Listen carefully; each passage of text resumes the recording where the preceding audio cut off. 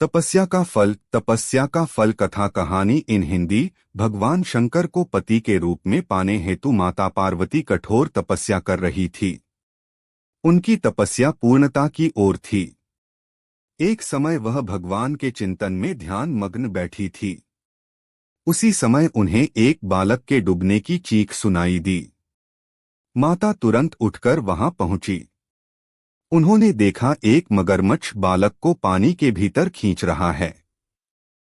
बालक अपनी जान बचाने के लिए प्रयास कर रहा है तथा मगरमच्छ उसे आहार बनाने का।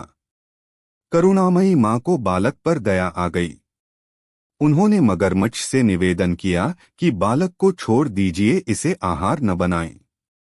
मगरमच्छ बोला, माता यह मेरा आहार है, मुझे हर छठे दिन उदर पूर्ति हेतु जो पहले मिलता है उसे मेरा आहार ब्रह्मा ने निश्चित किया है। माता ने फिर कहा, आप इसे छोड़ दे, इसके बदले मैं अपनी तपस्या का फल दूंगी। ग्राह ने कहा, ठीक है। माता ने उसी समय संकल्प कर अपनी पूरी तपस्या का पुण्य फल उस ग्राह को दे दिया। ग्राह तपस्या के फल को प्राप्त कर सूर्य की भांति चमक उठा। उसकी बुद्धि भी शुद्ध हो गई। उसने कहा, माता आप अपना पुण्य वापस ले लें, मैं इस बालक को यूं ही छोड़ दूंगा। माता ने मना कर दिया तथा बालक को गोद में लेकर ममतामयी माता दुलारने लगी। बालक को सुरक्षित लौटाकर माता ने अपने स्थान पर वापस आकर तप शुरू कर दिया।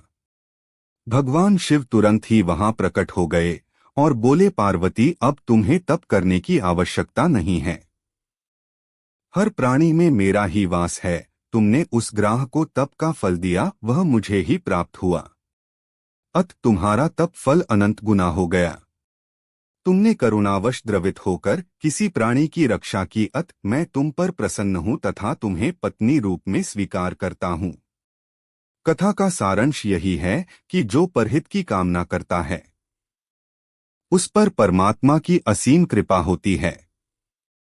जो व्यक्ति असहायों की सहायता, दयालु, प्रेमी, करुणाकारी होता है, ईश्वर उसको स्वीकार करते हैं।